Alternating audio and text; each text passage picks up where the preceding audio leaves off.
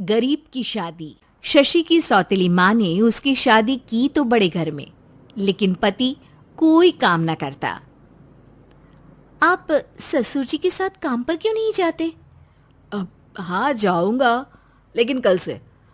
आज जरा मैं दोस्तों के साथ घूमने जा रहा हूँ। शशि के दो बच्चे होते हैं, लेकिन रमेश का हाल वैसा का वैसा ही रहता है।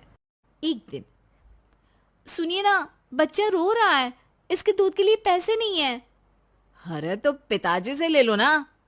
क्यों? अगर आप में कमाने की क्षमता नहीं थी तो शादी क्यों की? तभी घर आई बड़ी ननद बोल पड़ती है। आहा हा हा, तुम्हारी माँ को साफ साफ कह दिया था कि लड़का ना कमाता है ना कभी कमाएगा। हम चार चार बहनें हैं इसका ख्याल रखने के लिए, और पिताजी का इतना सारा पैसा, तुम्हें किस चीज की कमी रखी है? लेकिन थोड़े ही सालों में तकदीर बदल जाती है। शशि का ससुराल गरीब हो जाता है। सब बिकने के बाद शशि अपने पति, बच्चे और सास के साथ किराए के मकान में आ जाती है। मैं कोई नौकरी करना चाहती हूँ दीदी।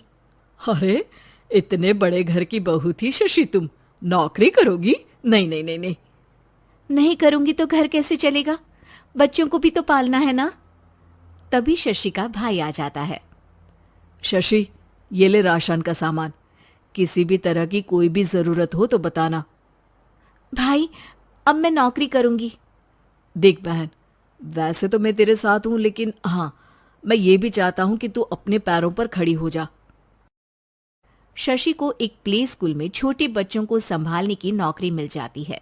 एक दिन, शशि, मेरे स्कूल को अब तुम संभाल लो। मैं कुछ दिनों के लिए अपने बेटे के पास जा रही हूं। लेकिन प्ले स्कूल अकेले मैंने कभी नहीं संभाला है।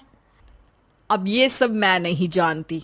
इतने महीनों में तूने जो देखा, बस पूरे आत्मविश्वास के साथ उसे करना।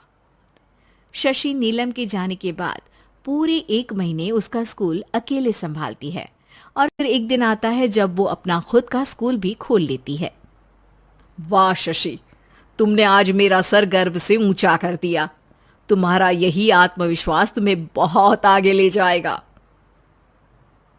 नीलम, बहुत आगे जाने की चाह नहीं है, बस ये छोटा सा स्कूल मेरे बच्चों की अच्छी शिक्षा में मेरी मदद करे, यही मैं चाहती हूँ।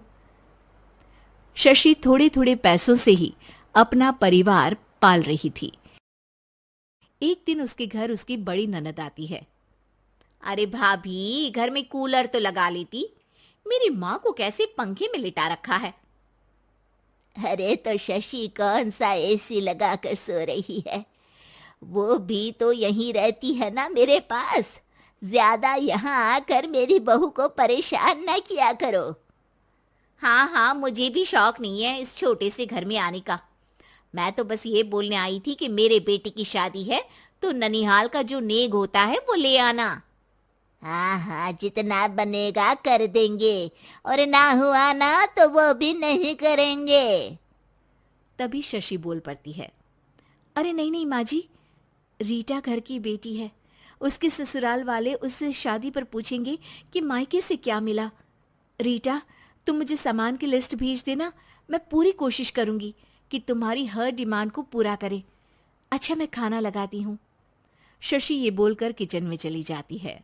धीरे धीरे कर शशि किसी न किसी तरह अपनी सारी ननदों की डिमांड भी पूरी करती, बच्चों की ख्वाहिशें भी, और उनकी पढ़ाई के लिए पैसे जोड़ती।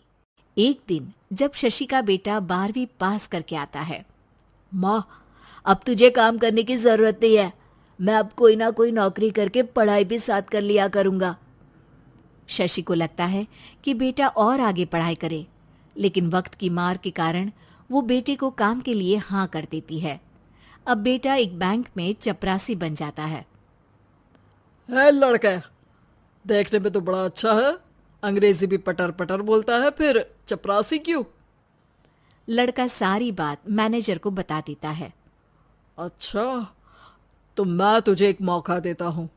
तू यहाँ रहकर दूसरे डिपार्टमेंट का भी काम सीख। अगर तू किसी एक का भी काम अच्छे से सीख गया तो मैं तुझे यहाँ टेबल चेयर में बैठने वाली नौकरी दे दूंगा। लेकिन एक दिन शशि की ननद उसे फोन करती है।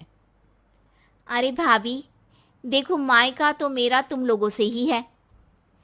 मैंने आपके बेटे और मेरे भतीजे प्रदीप के लिए यहाँ एक नौकरी देखी है। पूरे 5,000 मिलेंगे। वैसे करता ही क्या है, चपरासी ही तो है ना। कोई बात नहीं रीटा, मैं उसे इस शहर के बाहर नहीं भेजना चाहती हूँ। बाकी वो शाम को आएगा तो मैं पूछ लेती हूँ। वहीं प्रदीप मैनेजर की बात से खुश हो जाता है और मैनेजर के काम पर ही नजर रखने लगता है। वो उनकी तरह के पेपर पढ़ता, काम करता और आने वाले लोगों की बातें सुनता। एक दिन बैंक में ऑडिट वाले आते हैं। ये गलत है, पूरी बैलेंस शीट नहीं मिल रही है, कहीं ना कहीं गड़बड़ है। ए मैनेजर, क्या करते हो? बैंक के पैसों का हिसाब सही नहीं है। मैनेजर के पसीने छूट जाते हैं। तभी प्रदीप वहां जाता है। अब क्या मैं ये बैलेंस शीट देख सकता हूँ? अरे बेटा मजाक नहीं, जाओ पानी लेकर आओ एक गिलास।